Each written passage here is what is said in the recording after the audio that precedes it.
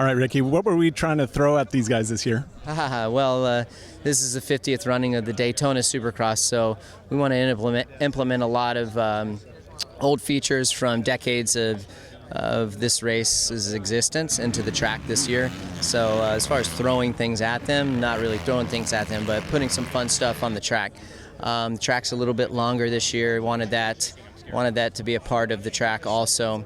Used to be a lot longer in years past. So it's going to be exciting. I mean, we think that it'll race well. We think that the fans will like it. That's obviously the goal. But you never really know until they actually put wheels on it. So I'm interested to see how it shakes out. Nevertheless, I think with it being a little bit different, that'll be something different for the guys.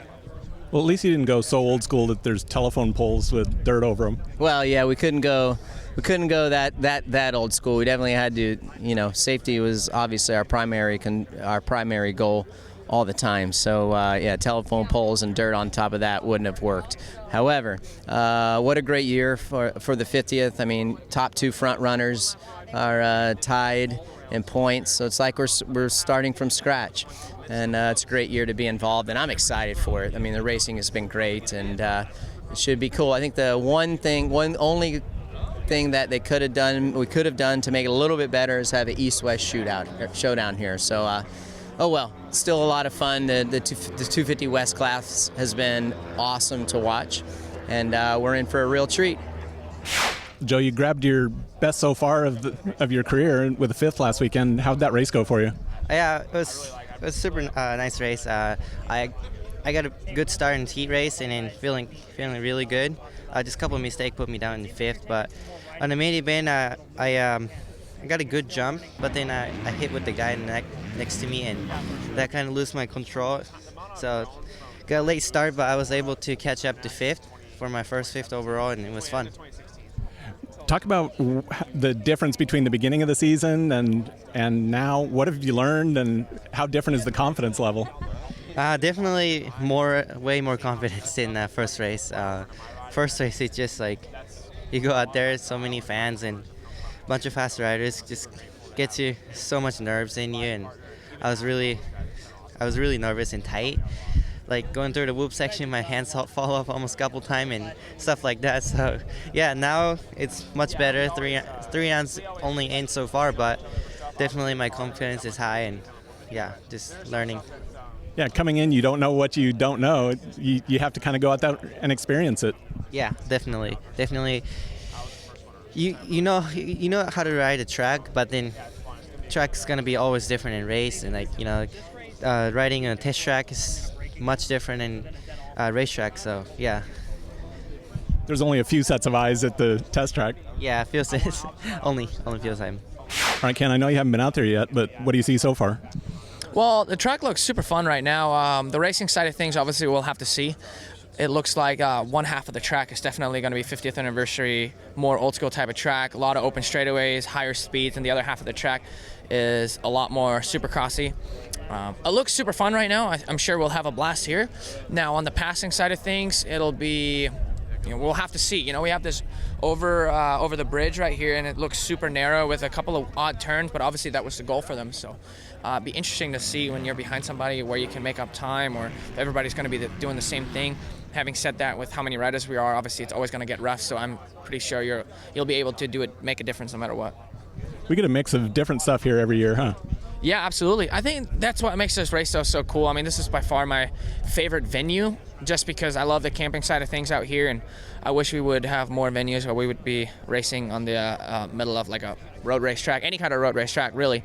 But this is a special one for sure. I love coming back here. Man, Atlanta sure was not kind to you last weekend. No, definitely not. It's kind of like up and down day for sure, and it's definitely in a good position in the main. It was right there, and it was just beginning to try to put in a big push to try to get on the box and try to get Shane and to get RJ. And then unfortunately, a little Honda Tough Block snuck out there and KO'd me. Well, that's kind of not fair. It should be something else, right? It should have been a different manufacturer, huh? Well, the heat race went well. Yeah, heat race went really well. Got the whole shot, and I was just able to kind of ride my lines and ride my race. I think that says a lot about, obviously the speed and and all these guys are going pretty fast. So it's tough when you don't get out there and you can't kind of open up the way you want to, or just take the lines that you want to take. This one's a little more your style, though. Yeah, I like Daytona a lot, so I think the odds are pretty heavily more stacked in my favor to get a win. So, hey, I'll welcome it. All right, Chase, I know you haven't been out there yet, but sitting here looking at it, what have you seen on the track? It looks like one side of it is Supercross and one side of it's just pretty much wide open. It looks pretty fun, though. I mean, last year I really enjoyed this track, so looking forward to getting out there and riding it for press day. We get to ride half of it, I think, so looking forward to that. And yeah, we got some beach sand, some dirt, about everything out there, so I'm looking good. It's looking good. Did you guys do anything special over at the Nest to get set for this? Yeah, I mean, we had the Daytona section, but you can't really make a Daytona section. Like, the track's so much different than when you try and build it at your after practice track. But overall, we kind of just left the bike and just gonna make adjustments. If we need to go softer or stiffer or whatever it may be, we just do that at the race. You can't really adjust for it at practice tracks. It's not the same thing. So, looking forward to getting out there and start riding it. 2 wins in a row. Things are going your way so far. Yeah, I mean, it's definitely a pretty good start to the season, but at the same time, we got a new race every weekend, and those things come and go really fast. So the focus is on this weekend, and looking forward to just getting a good start and going and mix it up with the boys. All right, Eli, last week was kind of a wild race, but man, talk about managing where you were at in the race and getting the best out of it. Yeah, lucky to pull off that fourth, really. You know, and even at one point, I was in I feel like I even lost 2 extra laps of position when I stalled it over the sand wall. So that was a ball up too, you know. And then with the crash with Blake, like yeah, fourth was a salvage for sure on the night. Like that was lucky to get out that way. Man, it seems like we've hit the grumpy part of the season. Yeah, I mean, just everyone's going for the position and everyone's fighting and scrapping. That's just the way it gets. So as long as it doesn't go too far, it's all good, I guess. Man, this place has been good to you in the past. What are you looking for here? Just the way it breaks down, like the end of the night kind of deal.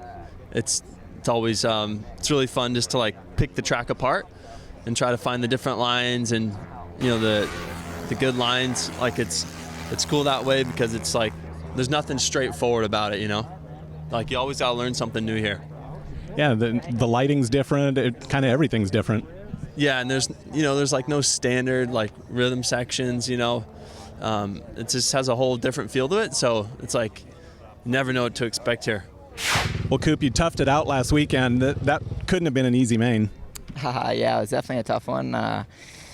But yeah, made it through. A lot of craziness kind of going on, and didn't put myself in the best position with a bad start. But yeah, I was able to manage a really good race with a third place. I was super happy with that, especially after Dallas being such a unfortunate crash and, you know, not riding all week, not sure if I was racing. But yeah, feeling a lot better now, another week under my belt, and yeah, looking forward to Daytona, and sunny right now, and yeah, we're about to see the track. The look on your face after the main wasn't so hot, but I know you were riding this week. Yeah, after the main it was tough. I actually went and got kind of checked out, and I ended up dislocating 2 of my ribs, so they had to get that situated, and once they did that, I could breathe again, so that was nice. But tough main event for sure, but another week feeling a lot better. Was able to ride this week and on the mend, so that's nice. Can kind of start training now and riding again, and not in full pain. How'd you pop the ribs out? Was it just kind of compensating for other back stuff, or? Yeah, I don't know. I think I had just so much emphasis on my back to keep it tight and stuff, and so yeah, it ended up being kind of like the upper rib area. So hopefully got a fix on that, and we'll keep that intact and hopefully get better. All right, RJ, you had quite the trip out here. Yeah, you can say that again. It was great for a lot of reasons. It gave me some time to myself, got to think.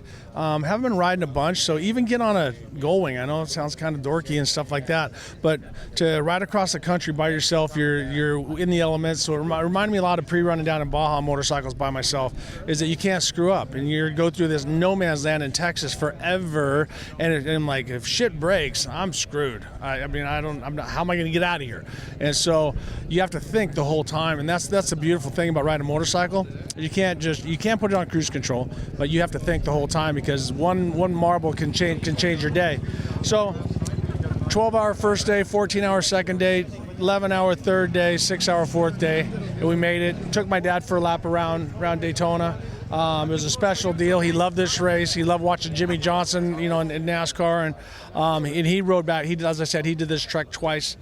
So it was awesome to bring him here and then take him down to Boot Hill Saloon, have a beer with him, and then laid him to rest out in the ocean. So I wanted to honor my dad that way. Very cool. Man, as a past champion here, what makes this race special?